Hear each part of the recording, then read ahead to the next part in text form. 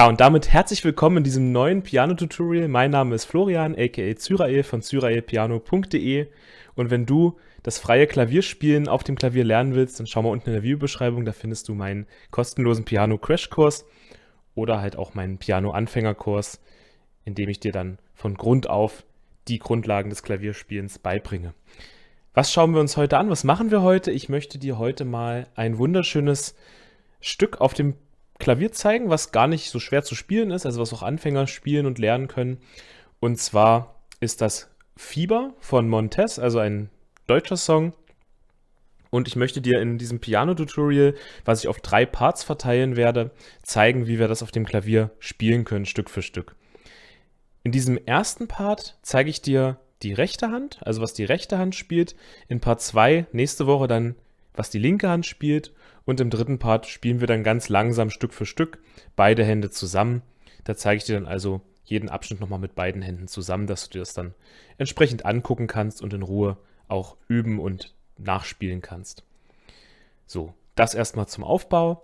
Und im heutigen Video fangen wir jetzt einfach mit der rechten Hand an. Wenn du dir das ganze Stück nochmal anhören willst, dann schau mal oben in der Videobeschreibung, da findest du den Link zu meinem Piano-Cover. Da habe ich also genau dieses Stück einmal komplett gespielt mit linker und rechter Hand, aber im dritten Part, wenn wir beide Hände dazu nehmen, dann wirst du es dir sowieso nochmal anhören mit beiden Händen, also dann hörst du sowieso nochmal, aber wenn du es jetzt schon mal hören willst, dann findest du da mein Piano-Cover. Es ist immer hilfreich, wenn man ein neues Stück lernt, sich das erstmal nochmal ganz genau anzuhören, ne, damit man wirklich auch mit der Melodie, mit dem Gehör auch üben kann, damit man auch raushört, okay, das ist jetzt hier der richtige Ton und der ist jetzt nicht so richtig. Deswegen ist es immer sehr hilfreich, sich das Stück nochmal anzuhören. Kannst natürlich auch das Original, den Song nochmal anhören, kannst dir ja entsprechend googeln und dir da auch den Originalsong nochmal anhören. Aber wir spielen jetzt in diesem ersten Part erstmal nur die rechte Hand, üben nur die rechte Hand. Und ich habe das Ganze mal aufgeteilt, also man sollte natürlich nicht alles am Stück üben, sondern man sollte sich das in verschiedene Abschnitte unterteilen und habe diesen Song mal in 5 Abschnitte unterteilt, die wir nach und nach üben, die ich dir jetzt Stück für Stück zeige. Einfach wirklich dir einen Abschnitt nehmen und den erstmal so weit üben, bis du ihn kannst. Der ganze Song spielt in A-Dur. Dementsprechend brauchen wir auch nur Töne der A-Dur-Tonleiter, diese hier. Ne? Das kannst du dir schon mal merken. Das macht es schon mal einfacher, wenn man weiß, in welcher Tonart man sich befindet. Denn dann weiß man auch, okay, welche Töne wir haben. Genau diese hier. So, und jetzt genug geredet, jetzt legen wir einfach los und fangen mal mit dem ersten Abschnitt der rechten Hand an. Ich spiele ihn dir einmal vor.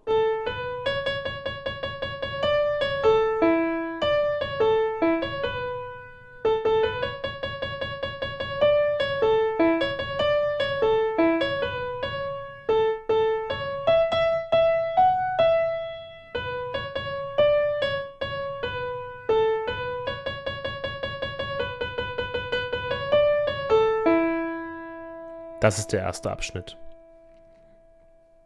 So. Und den gehen wir jetzt, und auch diesen Abschnitt, ne, das ist jetzt der gesamte Abschnitt, und den teilen wir uns jetzt auch nochmal in Unterabschnitte ein, die wir einfach üben. Ich werde jetzt nicht im Detail auf jeden Ton und so eingehen, denn ja, ich möchte ja auch kein Tutorial machen, was 10 Parts jetzt geht, ne, dann würde es nämlich noch deutlich länger werden, sondern ich spiele dir jetzt einfach die einzelnen Unterabschnitte vor. Und du kannst sie dann entsprechend dann mit mir zusammen dann üben, beziehungsweise auch nochmal pausieren und üben, wie du möchtest. Also, wir sind im Abschnitt 1 und das ist der erste kleine Unterabschnitt. Wir fangen hier auf dem A an. Ne? Das ist der Ton A. Da starten wir. Und zwar am besten so, dass wir den Daumen hier, ne, wegen der Fingerhaltung erstmal, dass wir den Daumen hier hinlegen. Ne, mit dem müssen wir dann auch hier runtergehen, aber wir müssen auch hier oben. Ja, wir müssen auch hier oben hantieren, deswegen legen wir am besten die Hand so und müssen dann aber halt später hier runtergehen mit dem Daumen. Okay, erster Abschnitt.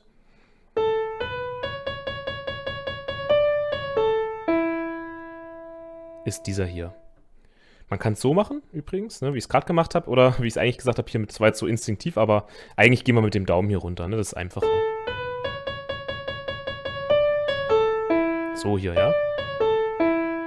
Das ist der erste Abschnitt.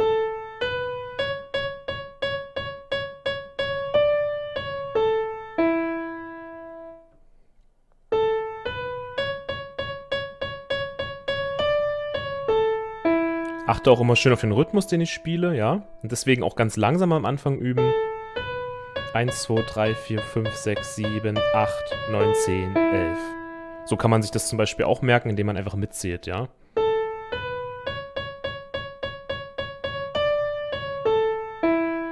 Ganz wichtig hier die Fingerhaltung, ja. Wir sind also mit dem Ringfinger am besten hier auf dem D. Mittelfinger spielt hier das Cis und dann gehen wir hier runter. Ne, das ist eigentlich, eigentlich ist das hier sozusagen A-Dur, was wir spielen, aber spielen halt hier noch das D mit.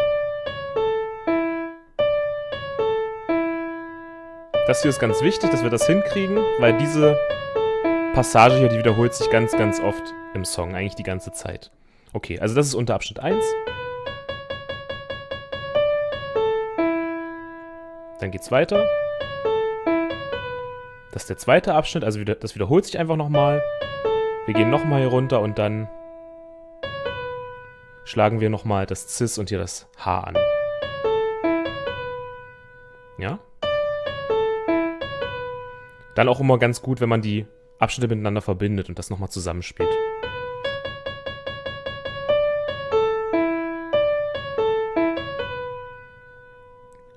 Dann kommt der nächste Unterabschnitt.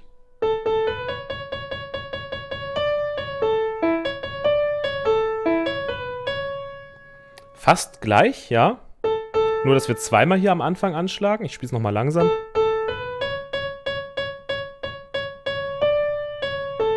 Das ist alles gleich, wie wir es davor hatten, ja. Und jetzt nochmal. Beziehungsweise kann man das hier auch zweimal. Das ist jetzt so ein bisschen Geschmackssache, ne? Das kann man zweimal anschlagen. Ob man jetzt das länger gedrückt hat oder zweimal. Mach's jetzt mal so, ne? Und dann gehen wir wieder hier hoch, ne? Davor waren wir hier auf dem H stehen geblieben. Jetzt gehen wir dann bei der Wiederholung dann nochmal hoch. Auf das Cis. Okay.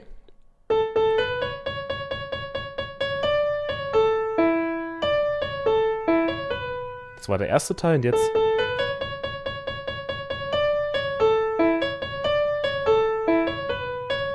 der zweite Teil. Dann gehen wir jetzt nämlich hier hoch. Und zwar geht es dann wie folgt weiter.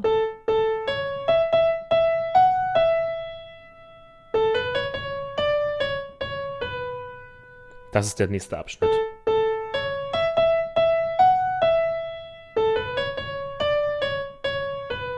Also wir gehen einmal hier hoch. Ja. Und da müssen wir auch entsprechend unsere Fingerhaltung verändern. Ja, also wenn wir hier geendet haben, sind wir hier mit dem Daumen auf dem A und hier mit dem Zeigefinger auf dem H, sodass wir auch hier hochkommen. Und dann kann man entweder hier mit dem Daumen so hochgehen oder man bleibt einfach hier. Dann muss man halt den kleinen Finger hier oben nehmen, ne? Nur jetzt nochmal wegen der Fingerhaltung.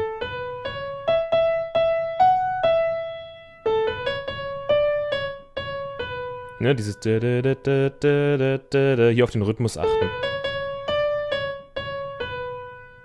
Nochmal.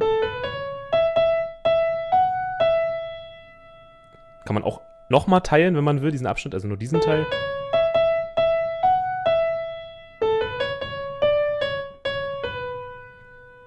Und dann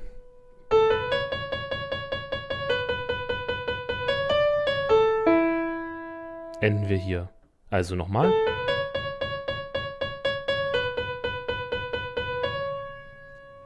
Wir schlagen also wieder das A und das H an und dann 1, 2, 3, 4, 5, 6, 7, 1, 2, 3, 4, 5, 6, 7. Dann gehen wir aber hoch bei dem 7. Ja. Und dann das, was wir schon haben, ne? Wieder hier runter. Das, was wir schon kennen. Das wiederholt sich aber jetzt nicht nochmal, jetzt enden wir hier. Und damit ist auch der erste Abschnitt zu Ende. Wie gesagt, du musst das nicht in der Geschwindigkeit alles mitspielen, wie ich das spiele, sondern du kannst dir gerne Abschnitt für Abschnitt in Ruhe angucken. Ich spiele es dir nochmal langsam vor den ersten Abschnitt.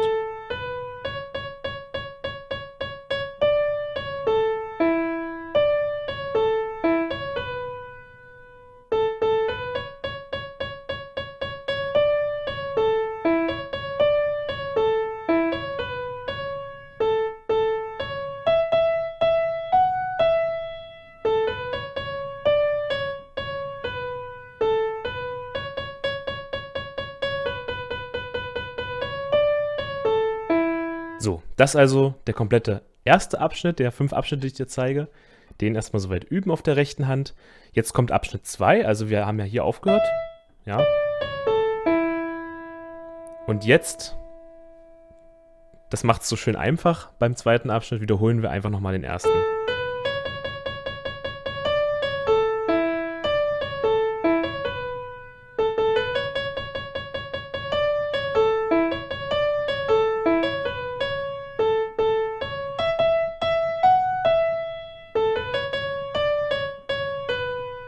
Ja, bis dahin und weiter. Bis hierhin alles gleich. Aber jetzt geht's weiter. Jetzt wiederholen wir das nochmal. Und spielen das hier, ja? Also. Jetzt wieder hoch. D, Fis, G und dann, ja, diesen Part hier.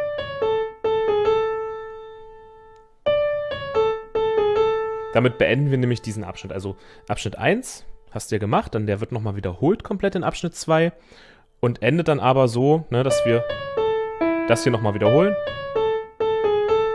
Aber aber A, Gis, A. Ja? Das ist der zweite Abschnitt. Also ganz einfach nochmal der erste Abschnitt wiederholen und dann aber hier am Ende diesen Part noch ergänzen. So, das auch wieder üben. Ist natürlich ein bisschen einfacher, weil es hauptsächlich wieder der erste Abschnitt ist, nur mit dieser kleinen Änderung zum Schluss. Und jetzt kommt der dritte Abschnitt. Der geht wie folgt.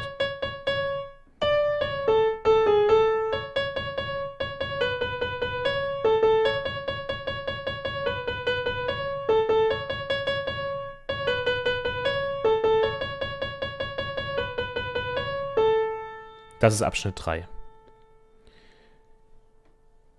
Da muss man jetzt einfach ein bisschen auf den Rhythmus achten. Der Vorteil ist, wir brauchen nur diese 3 Töne hier. Wir brauchen nur das A, das H und das Fis. Also nochmal, wir endeten ja hier. Dann gehen wir, ne, hier sofort auf das Cis.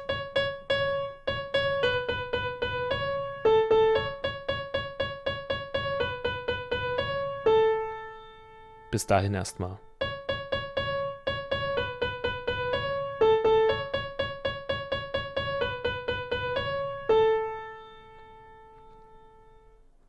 Ich wiederhole nochmal langsam.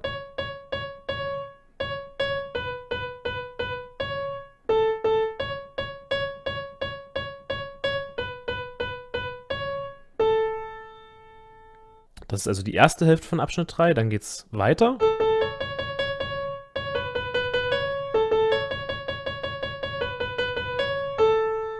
Das ist die zweite Hälfte.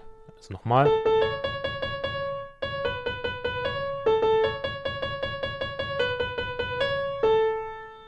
Nochmal langsam.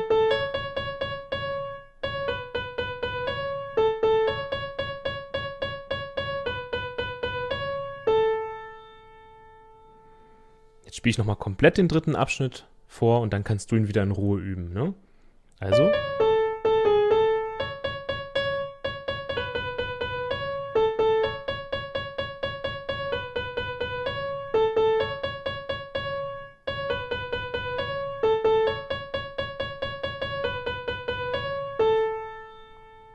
Das ist also Abschnitt 3. Wiederholen, üben. Jetzt kommt der vierte Abschnitt.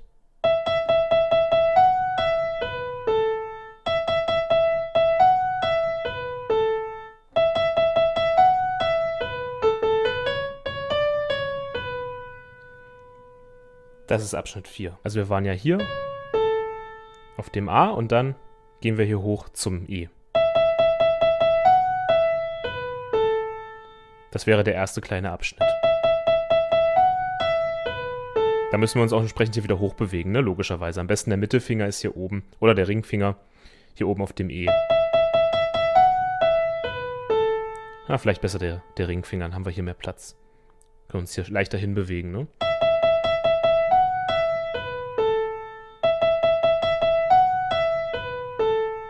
Ja, das ist der erste kleine Abschnitt hier, Unterabschnitt des 4. Abschnitts.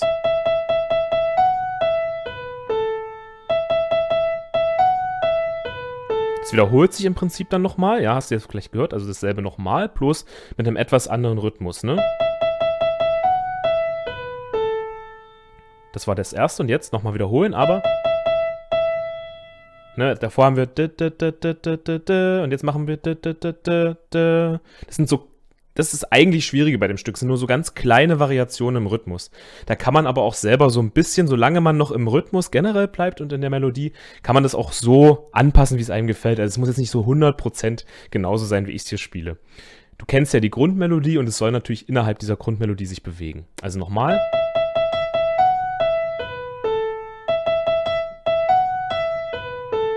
Also nochmal wiederholen und dann nochmal wiederholen. Ja, also 3-mal wiederholt sich das Ganze im Prinzip. Nochmal, also das erste Mal. Zweite Mal. Und drittes Mal. Und dann gehen wir also hier wieder A, H und Cis und hier zum D. Nochmal. Ich spiele nochmal vor ganz langsam.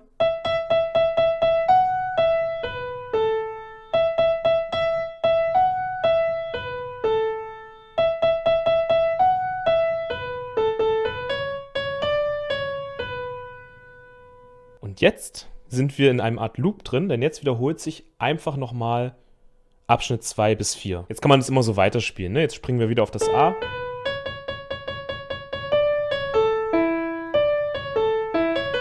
Und jetzt geht es einfach wieder von vorn los.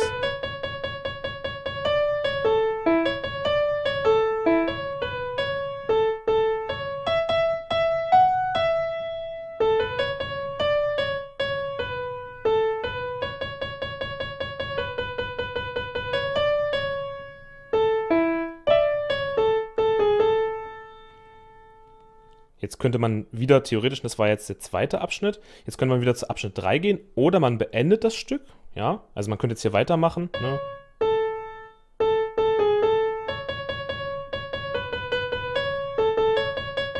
Das, was wir schon hatten, ja, dritter Abschnitt, nochmal gerne angucken.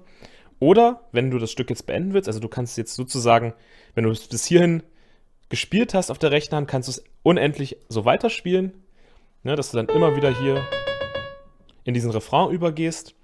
Ja, das ist ja immer der Wechsel zwischen Refrain und Strophe. Ne? Das hier wäre ja die Strophe.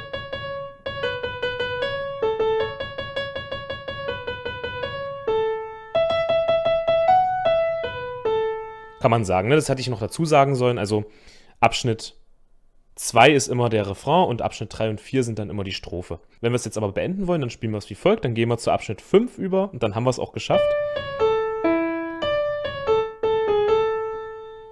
Und zwar genau hier.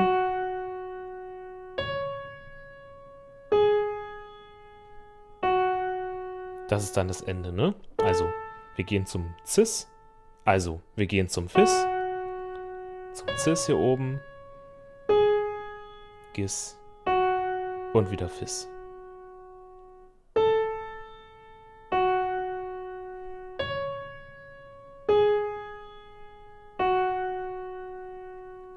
Ja, und das ist der 5. Abschnitt. Den kannst du dann immer ergänzen, wenn du den Song beenden willst. Also ich spiele nochmal komplett die rechte Hand vor.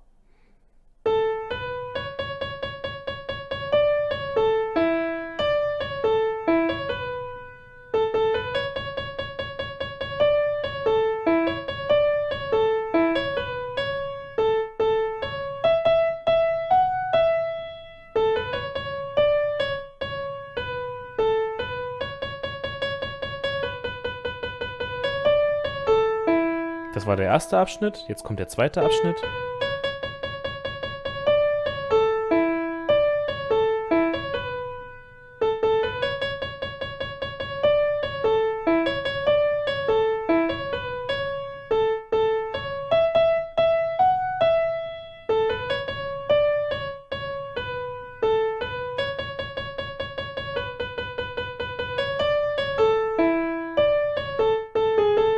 Jetzt kommt der dritte Abschnitt.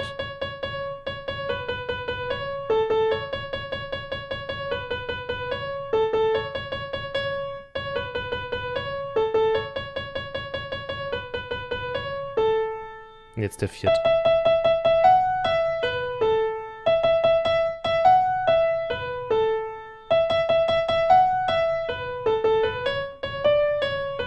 Und jetzt geht's wieder von vorne los.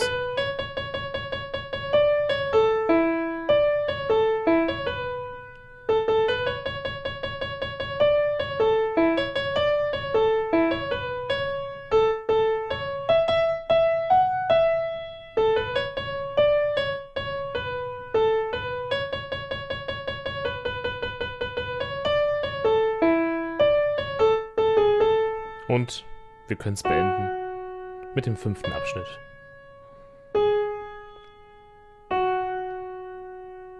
So. Also das nochmal komplett die rechte Hand, dass du auch nochmal verstehst, wie diese Abschnitte ineinander übergehen. Ja, und das war's mit dem ersten Part hier meines Piano-Tutorials zu Fieber von Montez.